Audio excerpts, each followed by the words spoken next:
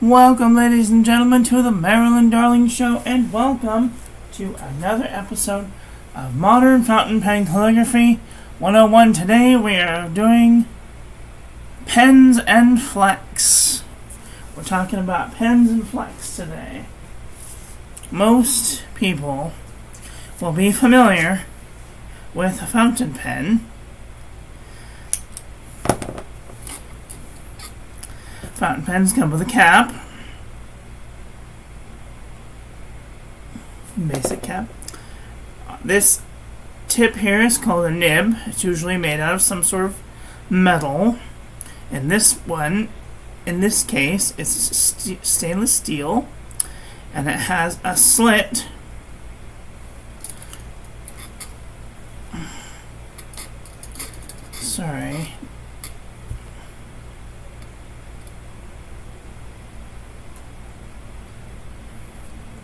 It has a slit down the middle, and these two end pieces touching is called the tines, or two tines like this. Okay, and when you flex the tines, you're spreading, you're creating, because if you look at it,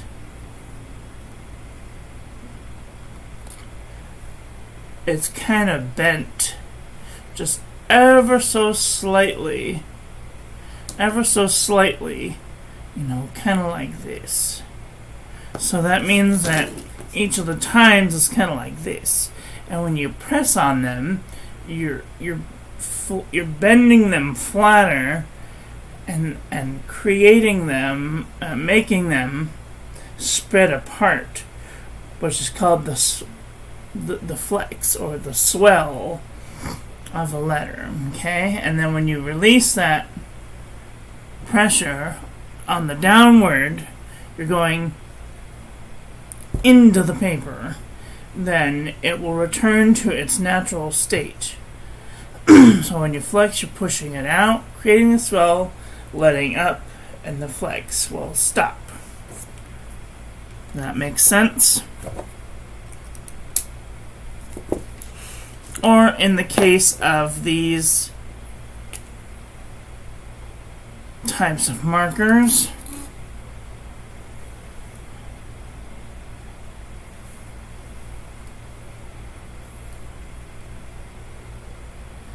this is a Tombow Fudenosuke brush pen.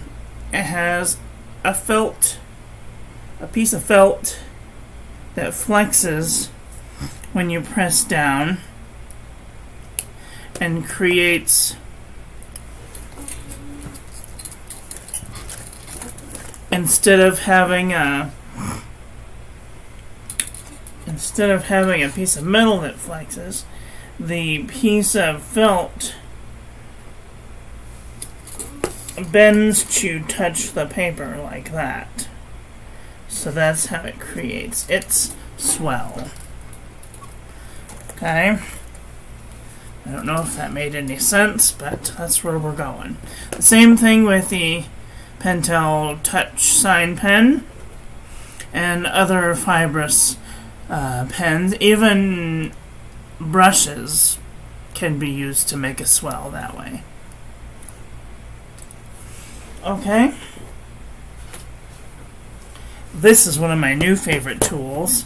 This is a Pentel Knuckle, and it's a flexible brush marker for dry erase marker boards. And the cool thing about it is it flexes, and I can erase it when I'm done. So, on to the good part. So, when we're doing an upstroke, we don't want to put any pressure, and then when we push, we're pressing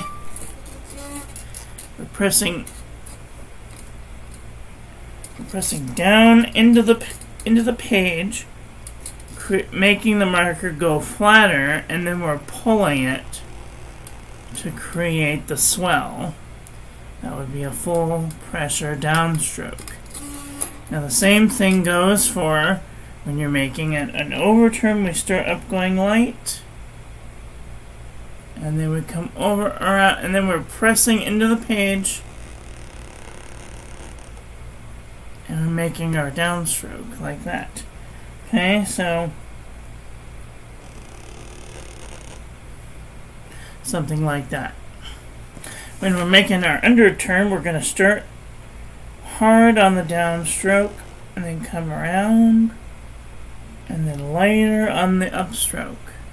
And as you go along, you'll find that it's easier to do a downstroke than it is to do a light stroke. So we'll go up light, down hard, and then up light. That's our compound curve.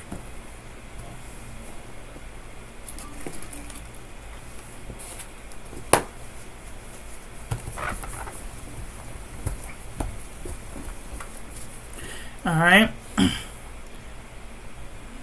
there's our line. Here is our ascending stem loop. We're going to go, we'll say that this is the half. We're going to go up, light, around, and then down, hard, all the way down.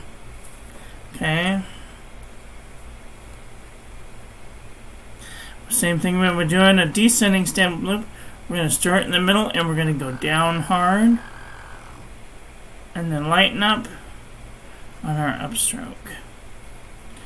Actually, I think that's wrong. Okay. Should look something like that. Okie dokie.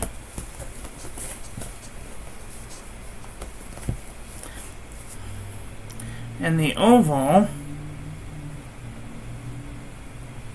looks like this. We're going to come up, around, and then right about here we're going to start pressure, and then letting off the pressure, and then continuing to connect the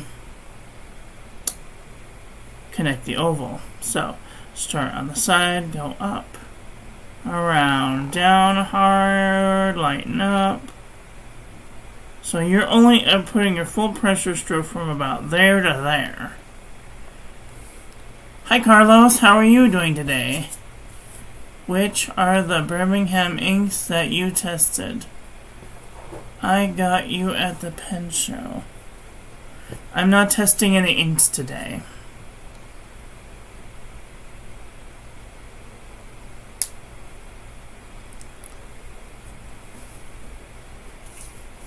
I don't remember. Sorry. Okay. So the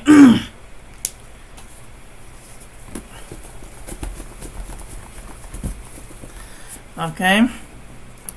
Let's try to do a word. So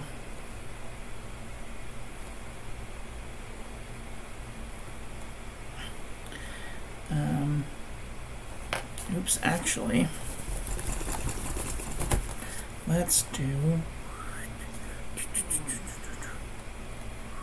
okay, this is kind of a really wonky, but let's do the word about. So we're going to come in with an upstroke, we're going to do an oval, and an underturn. Right? So when we do a B, we're going to come from the upturn. We're going to do an ascending stem loop. And a reverse oval. Same rules apply. When you go up, you go light. And when you come down, you put a little bit of pressure. And then when you're going up, you put no pressure. So a B to an O is an upstroke. And then another oval.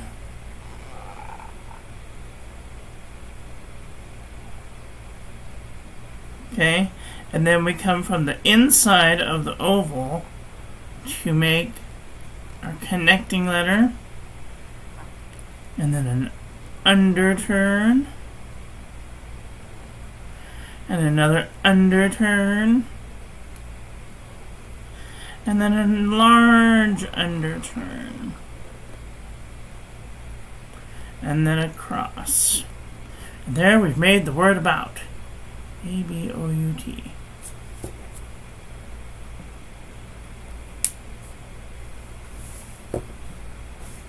Cool?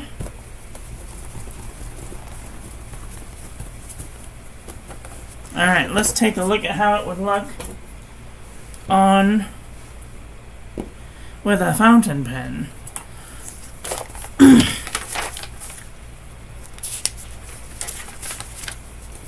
So here we have, this is a Jinhao X450 that has been modified with a Noodler's steel flex nib. This is your next least expensive option. You buy a $2 pen and you buy like a $4, $5 nib, $6 nib. You put the $6 nib on the $4 pen and you have like an $8 flex pen. You put some nice ink in it and you have yourself a cheap, durable flex pen. Okay, so we're gonna do, I need this not to be in my way. Please stand by. Okay, I need to turn this upside down. Okay.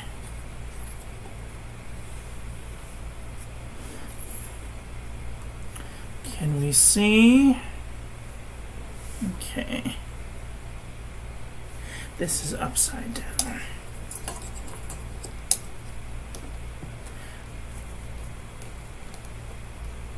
Oh, that is right side. Okay. Yes, okay, that's better. Okay, so we're going to look at the upstroke, which is a light going upstroke, and then we go light up, hard down, and then light up again. And then an underturn would be a hard down, light up, why is this look funny? Okay, there. Ascending stem loop, up, light, hard down, light up, oval, connecting letter, underturn, underturn, underturn, cross. Don't forget to cross your T's. Unison is very good paper. Yes, it is. Oh no, I use it with all of my nibs. I use it with all of my flex pens. The only thing that I don't use on the Unison composition book is markers like the Pentel or Sharpie. Sharpie doesn't do well with the bleeding of Sharpie. Okay, so then your next most expensive pen would probably be the Noodler's Conrad with a Fountain Pen Revolution Ultra Flex nib. You pay about $24 for the pen and about $28 for $24, or it's about a $50 pen, which is kind of expensive, but once you figure out that it works really nice, you'll be very much into it. The next one would be the Fountain Pen Revolution Himalaya with a Fountain Pen Revolution Ultra Flex nib.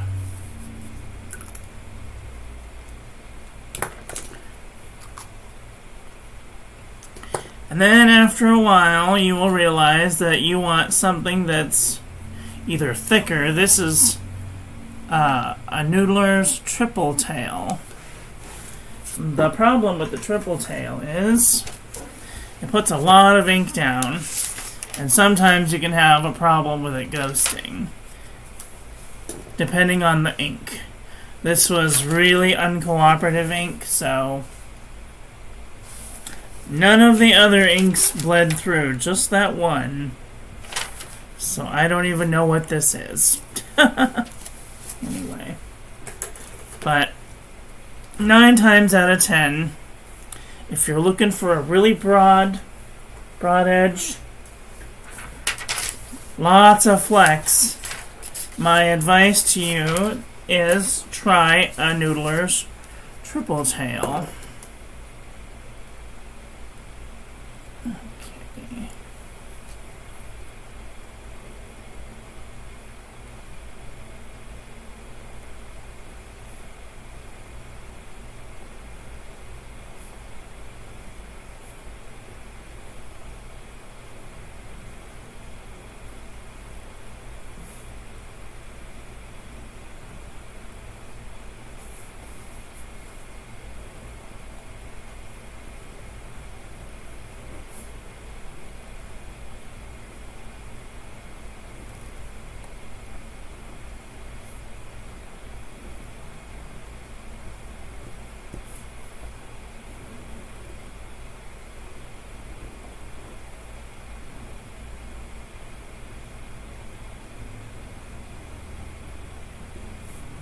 And you will see that this pen is just really wet.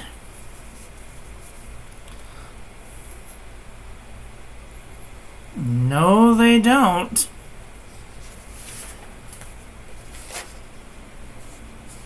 They might ghost a little bit, but they don't bleed. This is Noodler's Noodler's Navajo Turquoise. This is CVS caliber notebook paper.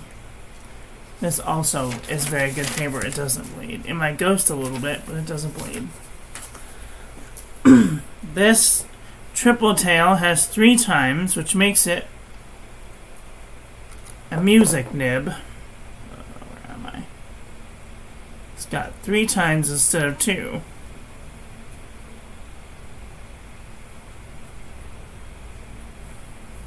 So when we press down,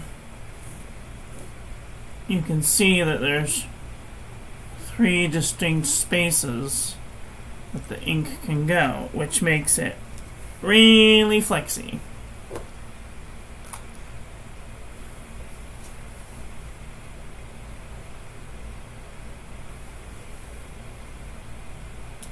Okay. Then we get into the very expensive Nibs, which are the 14 karat gold flex nibs. This is a Yovo.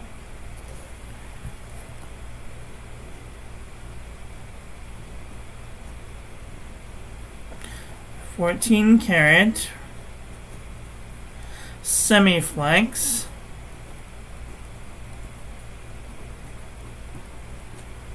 From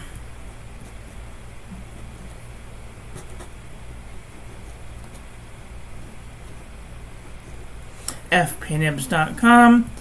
The cost of this nib, just the gold nib on its own, was $293.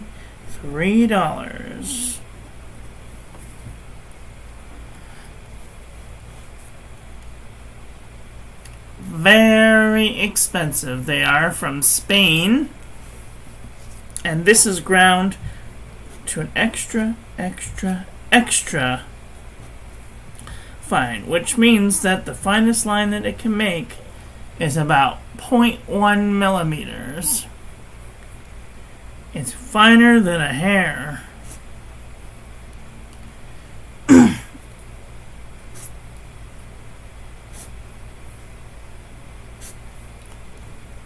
Super duper fine.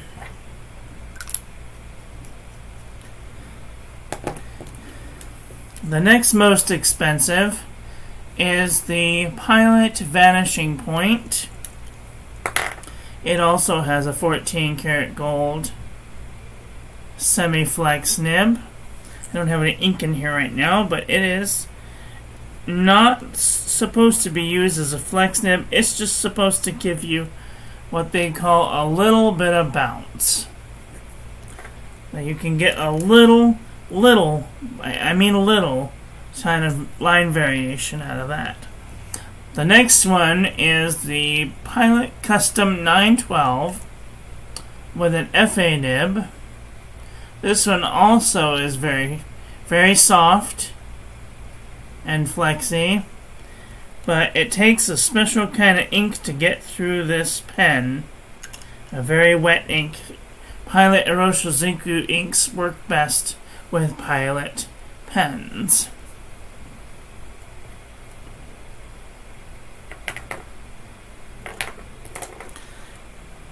And those are pretty much the flex pens that I recommend. I have here a FP Nibs 14 karat Yovo full flex nib with an extra fine grind, and you will see that, let's see,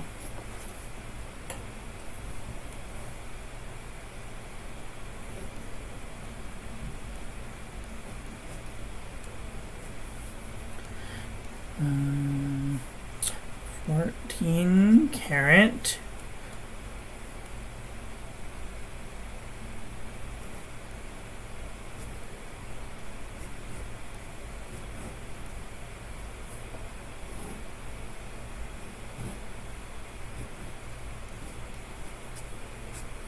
full flex, and this is just an extra fine, and this was also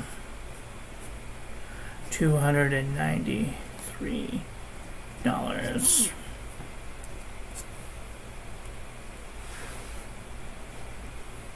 Actually, I think that this one was a little cheaper because it was it wasn't ground specially. I think it was just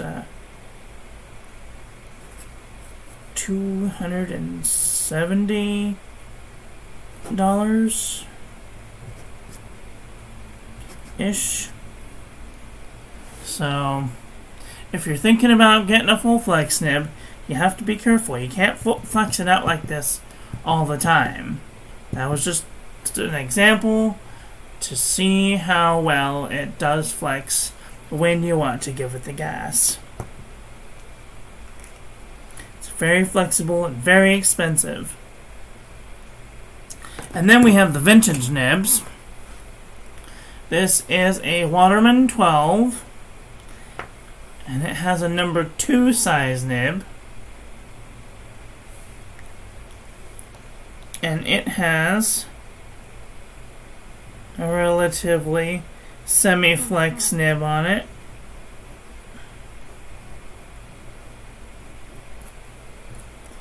Which is nice. And then this is a Waterman 12 POC. And I don't know. Let's see if we can see the difference. So, oops, where am I? Okay, the tines of this one has a little bit thinner tines than this one does. Which means it's going to be a little more flexy because the area towards the nib, the area towards the tip is thinner and has lots of flex. This was also very expensive. This is my most expensive pen. It was $422. So, that is that.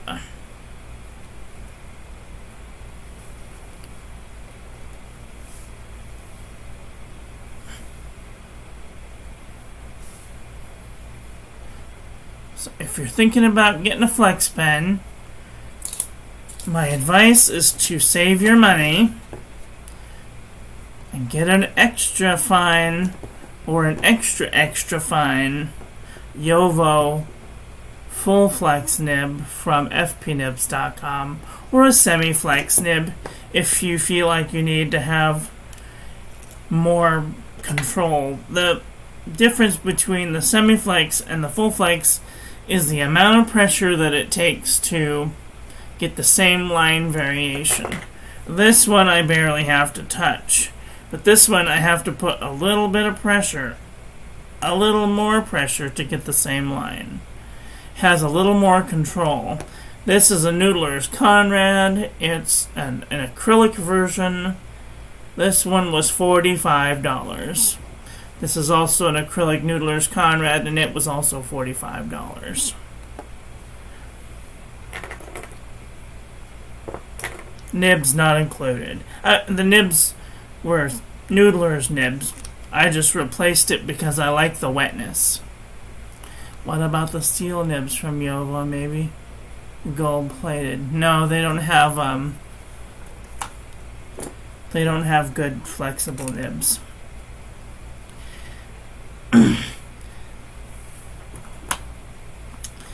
The Noodler's Conrads that I have Fountain Pen Revolution Ultraflex nibs on them. If you're gonna spend money, get yourself a $27 Noodler's Conrad and like a $28 FP Nibs Ultraflex nib. That's probably your best bet right there for doing modern flex. Do I have anything inked up in here? Nope.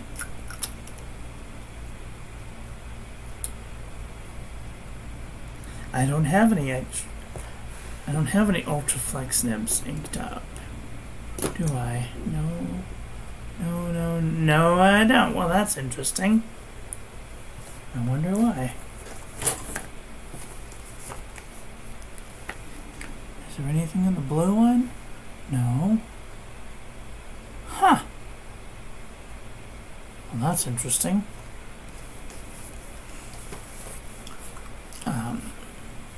Okay, so, moving on.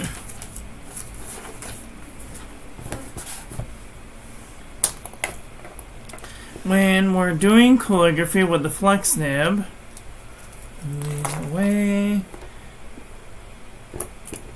Most people are going to be using either a Noodler's Ahab or a Noodler's Conrad to start out with. So we're going to start out with the Noodler's Conrad. They're so stinky, but that's okay.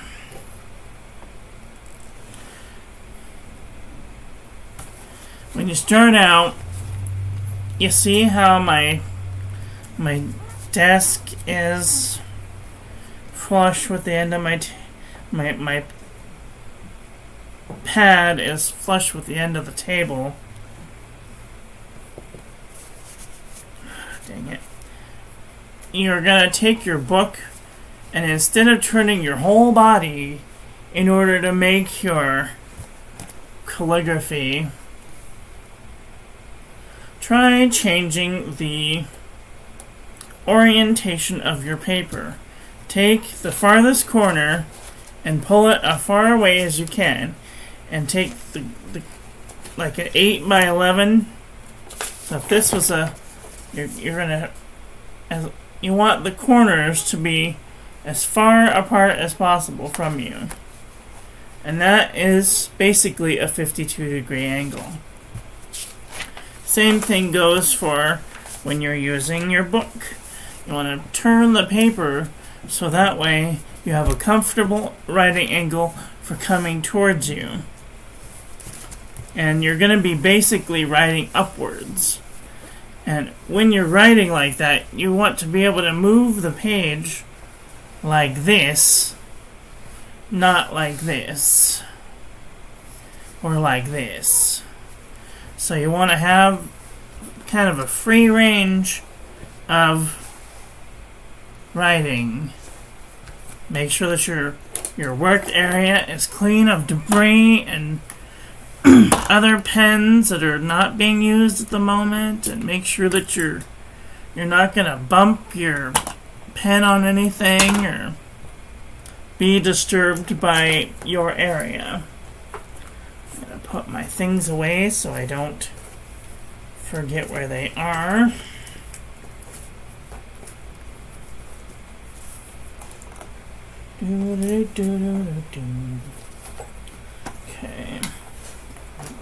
Okay. So, you're going to make sure that your nib and your tines are all aligned, and you've tried out your nib to make sure that it's writing well by just doing a couple of little swirls, making sure that it's writing well. And then you're going to go over and you're going to practice the basic strokes. So you're going to do an upstroke, a downstroke, an overturn, an underturn, an ascending stem loop, a descending stem loop, an oval, a compound curve, and then we're going to go into the difficult strokes, which are the reverse compound curve, the R stroke, the S stroke, the K stroke, the Z stroke, the reverse descending stem loop, the reverse oval,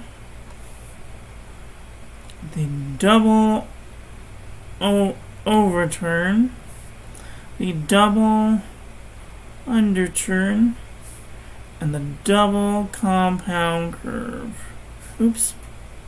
The double compound curve.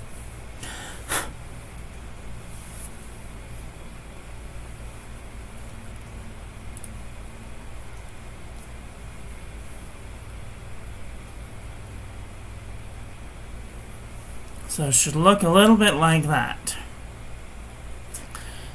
And then you're going to start in with some letters.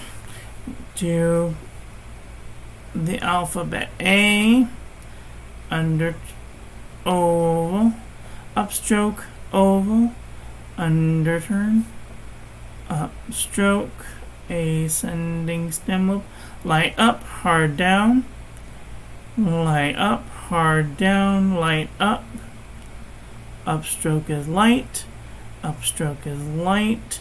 But when we're leading into an oval, we only go about a quarter of the way up. If this is the X height, this would be the baseline, the X height, the ascending stem loop, the ascending line. This would be the quarter height and the 3/4 height. So, first quarter height, light up to the X height, hard down to the baseline, and then light up, connecting your stroke with the beginning of it. So then we do the underturn, which is a hard down and light up,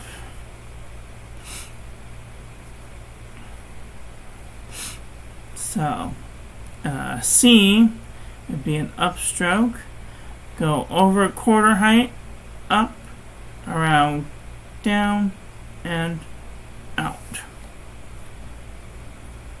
A D is just like an A with an ascending stem loop. An E is an upstroke, a dash, and a C. An F is an upstroke, an ascending stem loop, a full pressure downstroke all the way into a reverse descending stem loop into an upstroke.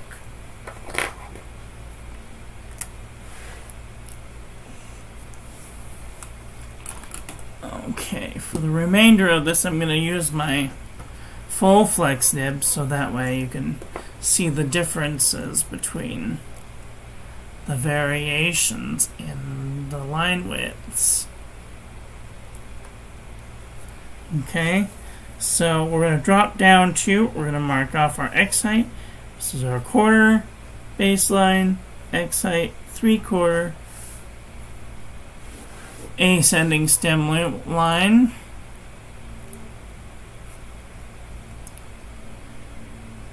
Spine of the book be at the top. So when you're using your left hand, the best course of action, instead of resting your hand on is to turn your paper the opposite direction. So that way you're writing kind of under the letter and pulling down instead of going. You can write on the spine. You also might want to extend your pen a little more, so that way you get more leverage, and write slower so that way you have more control. Okay, G, upstroke, light upstroke. Since we're going into an oval, we only go about 1/4 height. And we start at the 1/4 height, just half of a space, up, over, around, and then press to get that swell, and then let up to let the line go from a swell to a higher line. And then we go a G. The G has a descending stem loop, so we press in order to make the swell, and then we pull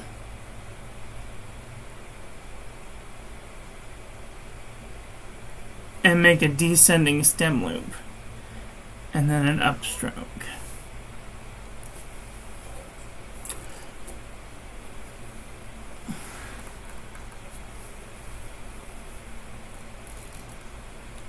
When making a descending stem loop using a fountain pen that has a flexible point, you're going to press down into the paper and drag.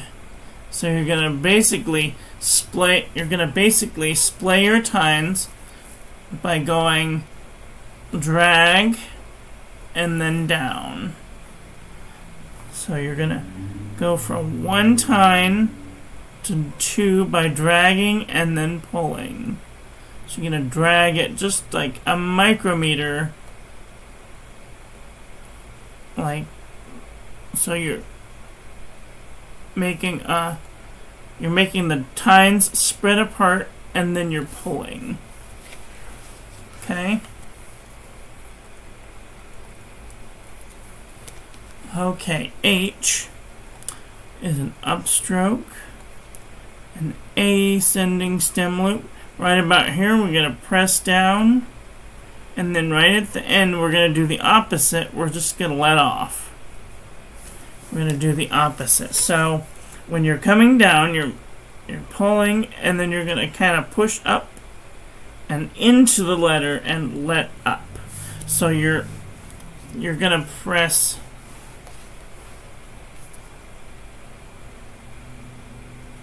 into the letter, pull down, and then press back up into the letter, so that way it looks like a cross up.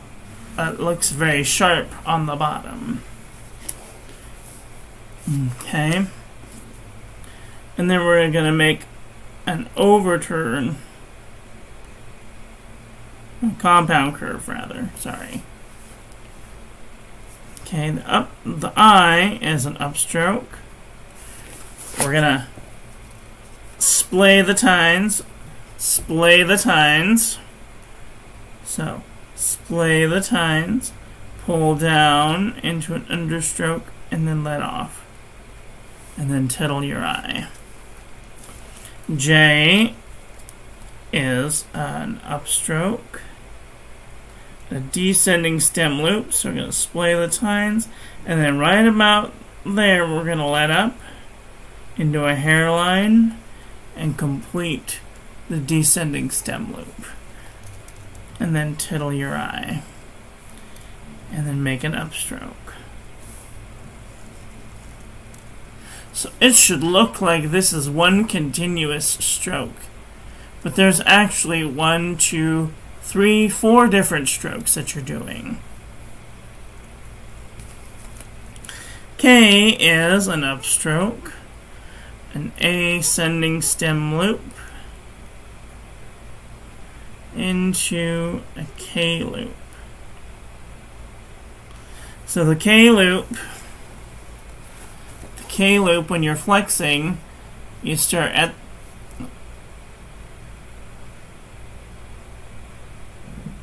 you start inside this and you come up like this, and then you give like the tiniest amount of pressure, and then you let off and you come in, and then you come out and you put the tiniest bit of pressure, come down and come up.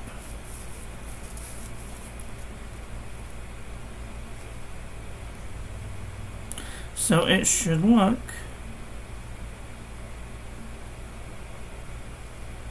like that, but tiny. Okay, so the L is an upstroke, an ascending stem loop.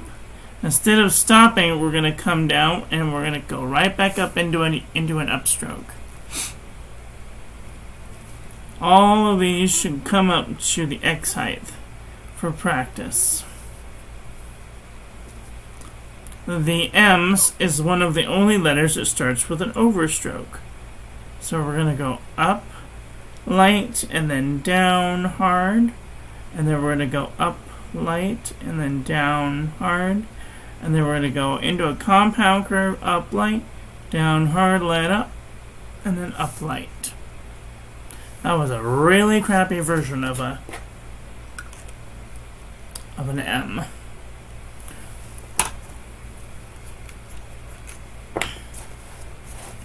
Okay, we're going to drop 2 down. We're going to make our X height, baseline, quarter, X height, 3/4, full height. An M is another one that starts with an overturn and up, and then press, and then when we come down to the bottom, we want to go back up into the letter to make a cross down here at the bottom to make it kind of crisp. And then you're going to do the same thing again. You're going to make an up, compound curve, and then out. An O is an upstroke, quarter height. Skip over just a smidgen. You're going to go up light, and down hard, and then up light, and then loop out and go up to the X height. So that's, or either that, or we're going to make an upstroke. We're going to come down hard, up light, down hard, through and out, and up to the X height.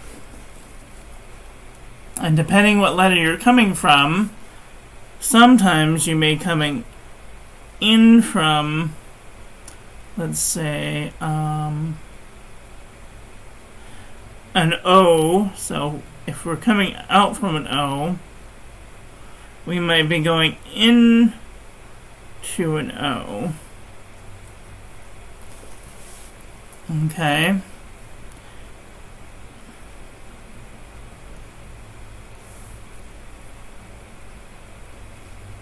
This depends on if that's your last O or not. Then you could just do a little hook right there. Or you could even come in from the side. So it would kind of look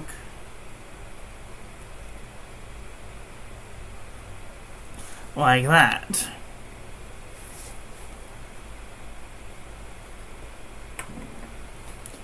Alright, so a P is an upstroke, a descending stem loop, and a reverse oval, and an upstroke. So we go up, and then we go light, and then we press, and then we go light up. So we go up, we press to make a sharp top, pull down, let up, and then go up. And then inside of this swell, we're going to go up, around, down, and then back up into the swell. You can make your P's like this, but you want to make sure that one of the either the bottom half of it's touching, or like just below the under half is touching. Okay? Let's drop 2 down. 1, 2, quarter, excite, 3/4, ascender.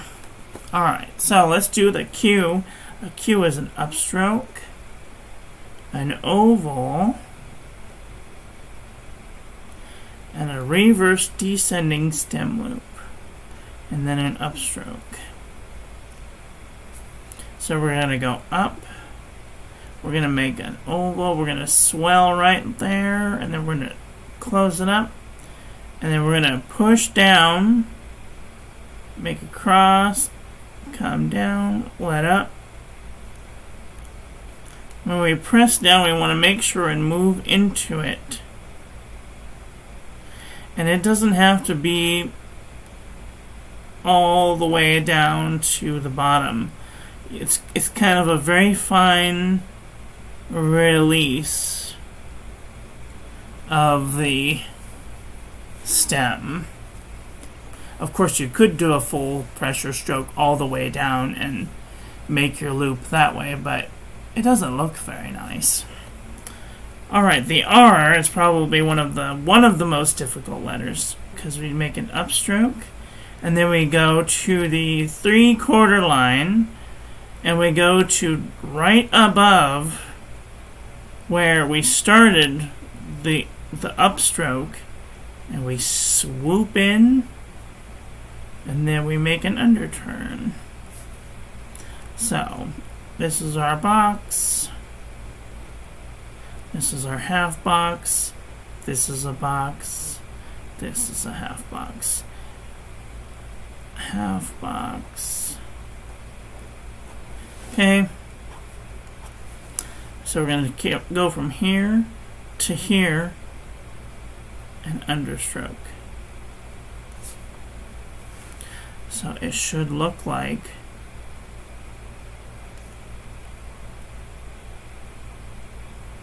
that. So when you're making the R stroke, it's very tricky because you have to come like right above the middle of where you started, and you're going to press down and then lighten up. Press down and then lighten up. Kind of like a comma. And then press. So press, let up, press, let up, press, let up, press, let up.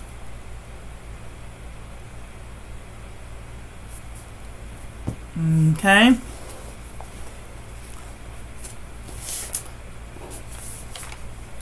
The S is kind of the same way. We're going to do an upstroke, and we're going to start just a little bit to the left of the top of that X height, and we're going to make a little wiggle out and then a big S shape into terminal dot, and then some people even like to color it in. Okay, you can go through the middle of that upstroke to make your terminal dot too. Let's go 2 down. 3/4 excite. 1/4 baseline, 1/4 excite, 3/4 ascender. T is kind of an oddball number because we're going to make an upstroke, and then we're going to go to the 3/4 mark, and we're going to make it a little hat, and then come down into an underturn. And then in between that 3/4 mark and the X height, we're going to cross the T. So you can make a T going all the way up to the first ascender. This would be probably the second ascender. So this would be the first ascender and second ascender. You can go all the way up to the second ascender, but the problem with that is when you cross your T, you're gonna, if you have an I next to it, you're gonna be in the same land that your tittle is in. So here's what I recommend. When you do your T, you're gonna come up to the 3/4 height,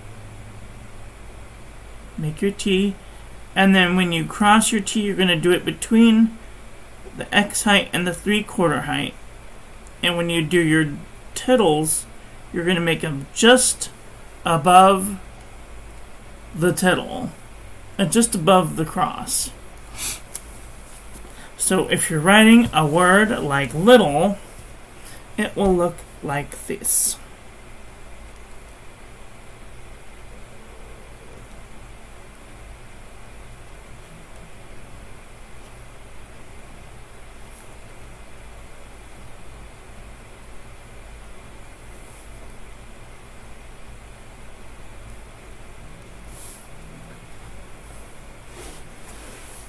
Actually, that's not the best.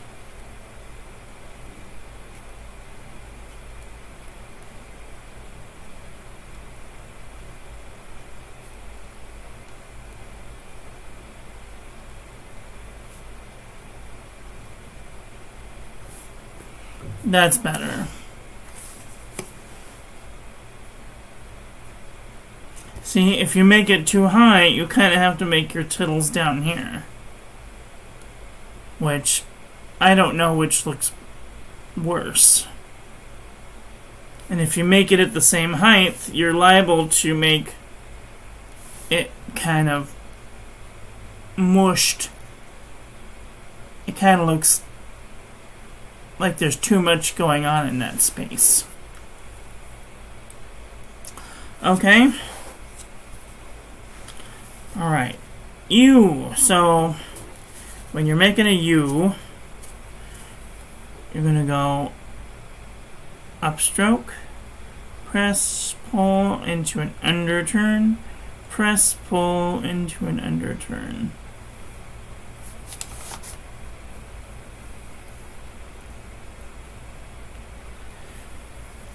A V is a compound curve. Press. And then we're going to take and we're going to go press and lighten up and then go out. The swell should come from the inside of the top of the hairline of the compound curve. So up light, put just a little pressure, let up the pressure up to the X height, and then swell, and then let up and out. Alright, a W is an upstroke, an underturn, and a connecting stroke. This little eyelash is a connecting stroke. That'll go into your next letter. I always try and make the middle of my W is just a little short so people know that it's a W and not a U and a U. Because there are some languages that have double U's. Not W, but double U's. Which is very complicated and strange. Alright, let's drop 2 down. Base height, first quarter, X height, first ascender, second ascender.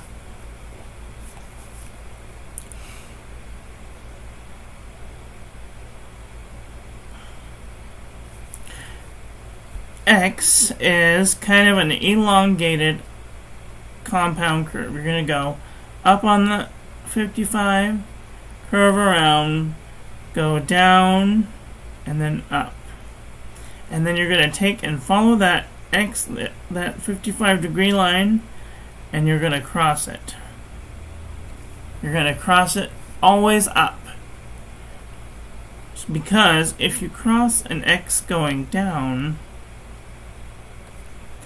this is what happens. And here's the rule.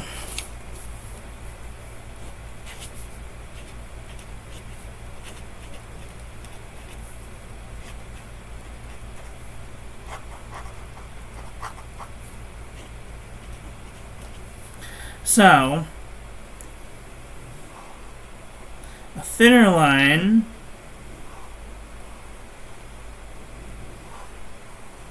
can cross a thicker line,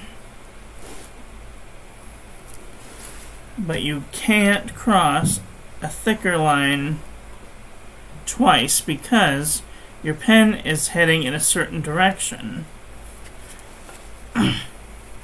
So if you were to make this, it's going in this direction because this is backwards. And when you're writing, you're going forward, not backwards. Same way with crossing a T. You cross it from left to right. And when you're making a tittle, you start on the left side of the tittle and come up, around, and connect it. It's just a tiny oval or tiny circle if you're really good at making circles. And the same thing goes for the comma dot. You're making a little tiny ball, and then you're leading out from that ball. It's kind of like a spiral. You go from left to right. We lead from left to right.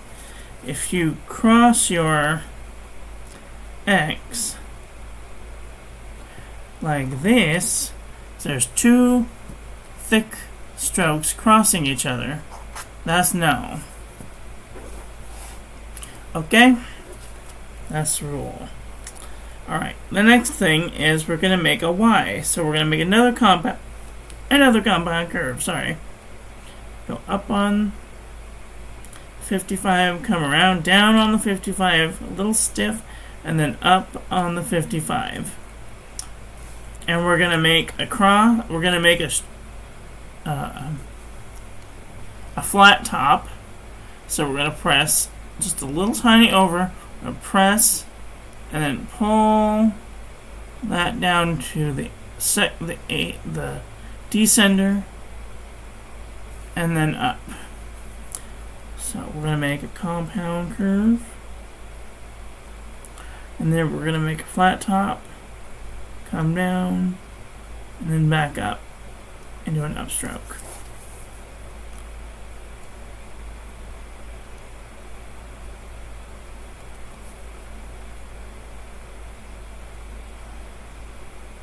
It'll take a little bit of practice to get your compound curves going. So you want to go up, and then a little tiny swell, and then come out of it and go back up. Now you should go up the same angle that you come down on. So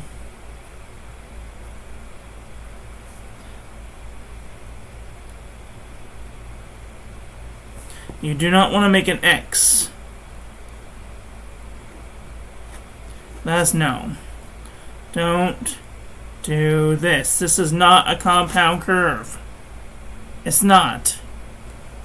Compound curve, come up, around, down, the same angle, around, and come back up. You're basically going the same way down that you came up. This bowl should be the same as this bowl, and the space here should be the same space here. And it's really hard when you're trying to think about making a Y, because you want it to look nice, and this is why we go slowly. But if you're just trying to be haphazard, it doesn't really matter then. Okay, so when you're doing a Y, you want to come in from the outside to the descending stem loop.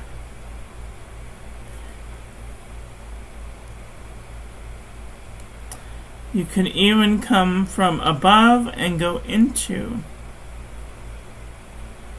a descending stem loop, depending on which letter comes next. And then your upstroke. Okay, the last letter is a Z, and we're going to start at the baseline. We're going to come up, over, around. We're going to make a modified overturn. So it kind of looks like a P, and then into a modified descending stem loop. The descending stem loop looks like a fish. So we're going to come up, over, and then into a descending stem loop. When you're looking at the lines, skip 2 down, you're going to come, here's your line. You're going to come from the line out, up, around, and back to that line. And then you're going to make your descending stem loop right under that. So it's going to kind of look like an 8 shape.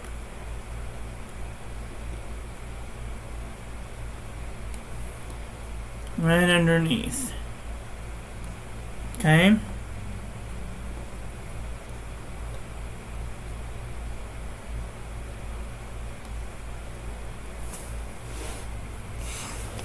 So, Alexa, stop.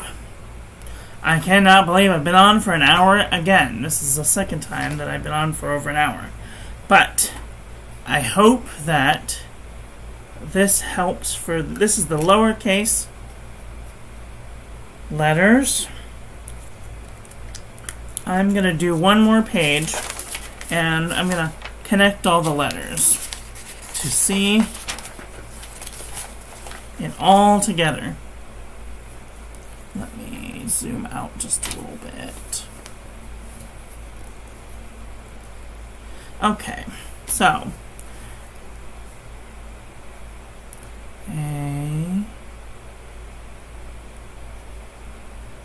B,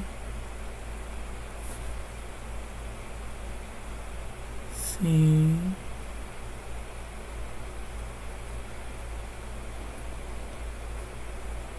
E, F,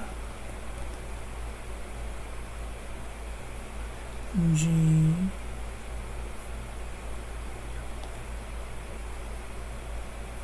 H,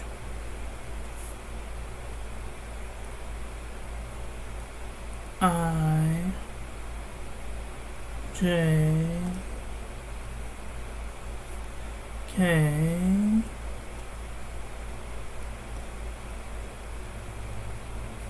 L. Don't forget to tell your J and your I. M.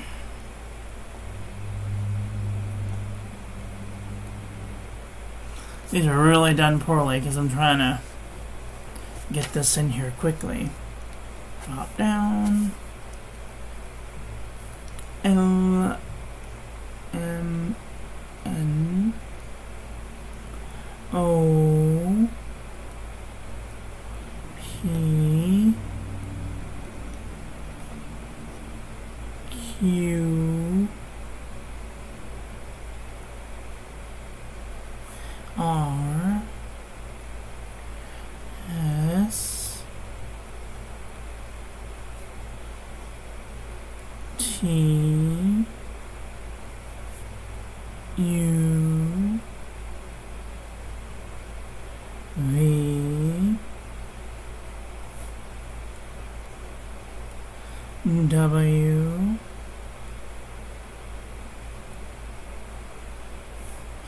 X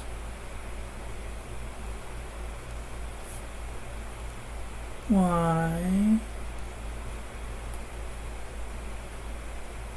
and Z. Alright. Wow. Any questions, comments, concerns? Hi Ron, how are you doing today? I think my problem is, as Lefty, I have the spine of the books be at the top. Yeah. There's a lot of, when I use my, what's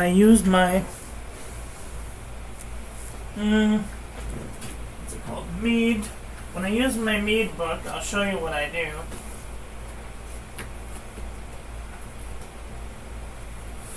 I don't know where my Mead book is, but this will suffice. When I use the book with a spiral notebook, let me zoom out just a little bit. When I use a notebook with a spiral notebook, I will write on one side, and then I will, if I want to write on the, if I can write on the back side of the paper, I will literally turn the book upside down just so I don't have to write with it. Or in your case, you're a lefty, if you don't want that side, you just write on the left side, and then when you're done with that side, just flip the book upside down.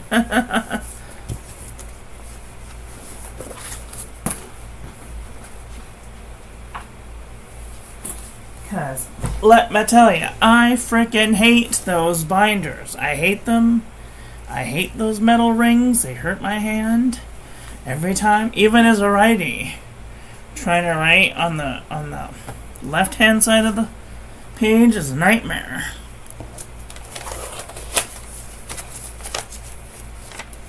So, these are all of the things we learned today. If you are participating in this, I would love to see your progress. You can show me your progress if you have an Instagram at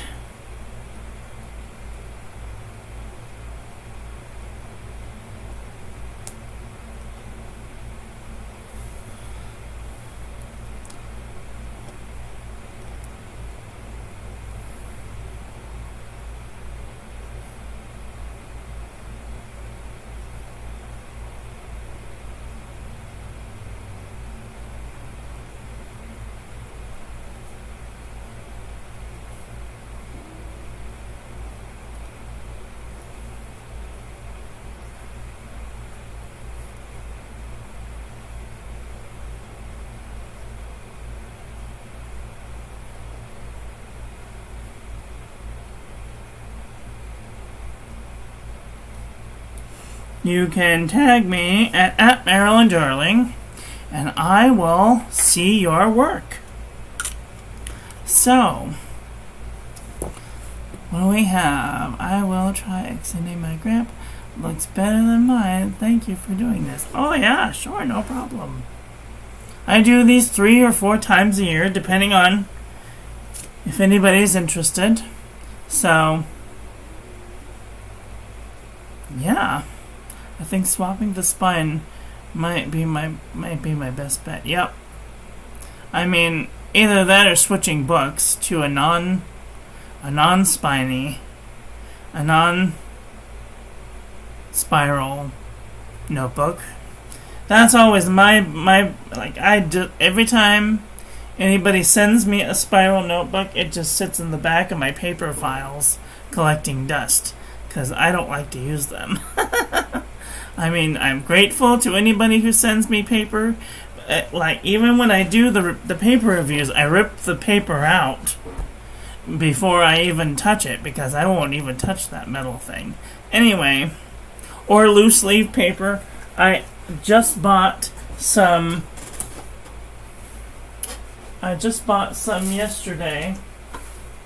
I bought some CVS Caliber notebook paper.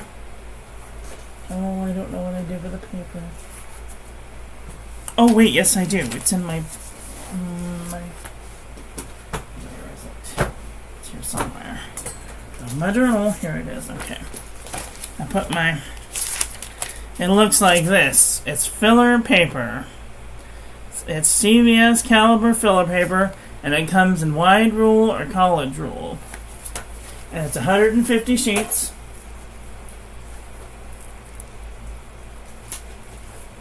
And it comes in a chunk like this. I love this paper. This is like some of the best stuff. I can write on both sides. I mean, I don't write on both sides, but I can write on both sides. When I write to people, I usually try and write really big or really small. And if I have to write on like college rule, which is real thin line paper, I will use 2 spaces like this to write my letter. And I don't care how much paper I use, because sometimes I write 10 pages worth and I have to use extra postage, but whatever, I'm gonna get my words out. Anyway, that is all for today. I want to thank you all for watching. I hope that you guys enjoyed that one. I hope that you learned something. Please share this video with your friends. Please share this video with your friends. Follow me on social media. Like, comment, subscribe, ring the little bell. Make sure it's set to all so when I upload new content, YouTube will notify you somehow. And that just leaves me to say,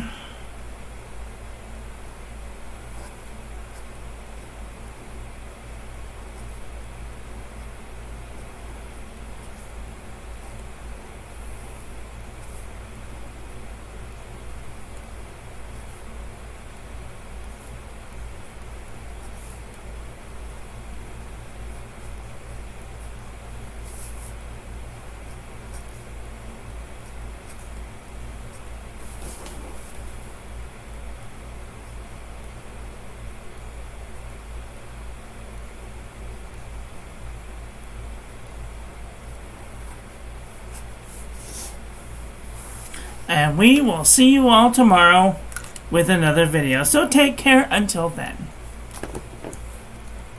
Okay, love you, bye. Have a great day.